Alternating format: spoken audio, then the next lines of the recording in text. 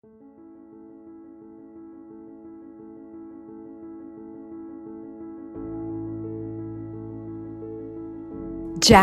is back. New York has hit the lowest number of hospitalizations. That's a great way to start things off. A few shout outs to a couple of friends before I get this podcast started that actually reached out to me. And I love hearing from you. So feel free to do so if you have any topics that are important to you or on your heart or something that you want to talk about or any kind of questions that maybe together we can find answers to. That would be kind of cool. Michelle and Chris are friends of mine from high school who encouraged my podcasting and let me know they enjoy it. Now, whenever I see or talk to someone in high school, I automatically turn 17 again, which is a great feeling. So it's nice hearing from you, and it's awesome to feel 17 again. My friend Jeff, who I met in radio at T102 in Pottsville, Jeff Air Jordan was his name, told me he's enjoying getting to know the adult version of the 22-year-old Jackie that he once knew. And I was quite the different 22-year-old in a good way, and he'll tell you that. But thank you to everyone who listens, and I hope that I can touch you with a thought, a memory, a good feeling, because it's now more than ever that we need it. I feel like I'm hearing COVID in my sleep, like COVID-19, coronavirus, pandemic. These words, they're standing out. And these words, they're almost in lights when I close my eyes. How about you? But the biggest health crisis that's growing rapidly is loneliness. You'll find a bigger love for the value our human connections bring to our lives. Say that again. You find a bigger love for the value our human connections bring to our lives. Loneliness is a feeling and not a good one. And some happen to choose loneliness. Some have it affect their mental health. And we take for granted our kids, your spouse, your significant other, your neighbors are all with you.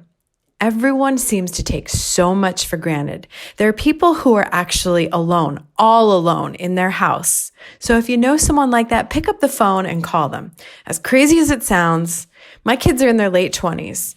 I put Easter baskets on their porches, which made me feel good. So whatever's going to make you feel good, it's going to make that person feel that much better.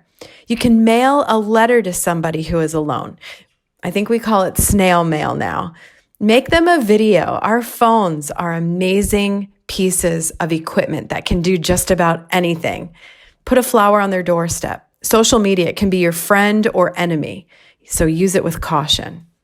Loneliness, it can be a curse or a blessing. Some people like to be alone. Some people choose to be alone. But if you don't have faith, you don't have anything. My suggestion is do what you can. This won't last forever. Miracles are a process, and miracles begin with faith.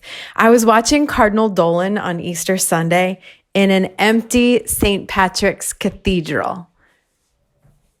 He said emptiness happens before fullness. Kind of makes sense. So while our homes may be empty and our bank accounts, restaurants, churches, schools, all empty, we will be full again.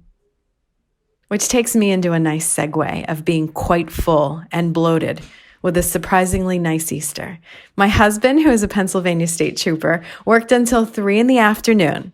His stories of smashed mailboxes left me shaking my head as to why people need to destroy other people's property, not just today, but any day. I have to hand it to him. He leaves out the stories of horrific accidents, chasing people with guns, and having contact with the bad guys or girls for that matter during this time. He always says, and I certainly know, what I don't know won't hurt me. And he knows that. And I cheated. There's that. Not once, but twice. Maybe 3 times. But I didn't do it intentionally. 3 chocolate-covered peanut butter eggs. Wait, they were peanut butter, melt-away, homemade eggs that I rolled and coated. I made deviled eggs and had 2. Deluxe crab dip with crackers, mashed potatoes. I mean, I didn't just cheat. I was seduced by the chocolate and carbohydrates. Does that ever happen to you? Because I don't want to feel alone. I'm a certified health coach. I teach and preach about food addiction, but I chose to reset and pause. Do you have any idea how good that felt to let it all out just now? So I want to thank you, my friends, for that during this podcast, because I'm able to let loose and be me and tell you whatever I need to. It's off my chest. It was like a confession. Since I haven't been to church inside the church lately, I knew that I can confess to you. In closing, that was Roman. And I told you during my podcast, you will sometimes hear my dogs talk, speak. You do like to talk, Roman, correct? But today is not your interview. You understand that. He's so sweet. Let's choose to be grateful for another day.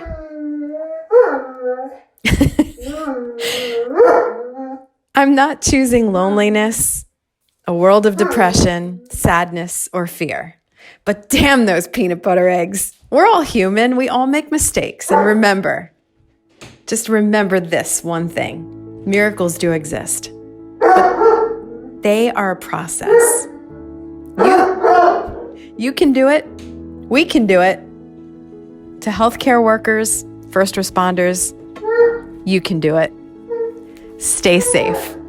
Roman always gets me at the end of the podcast, but we made it through. Until next time, Jax is back.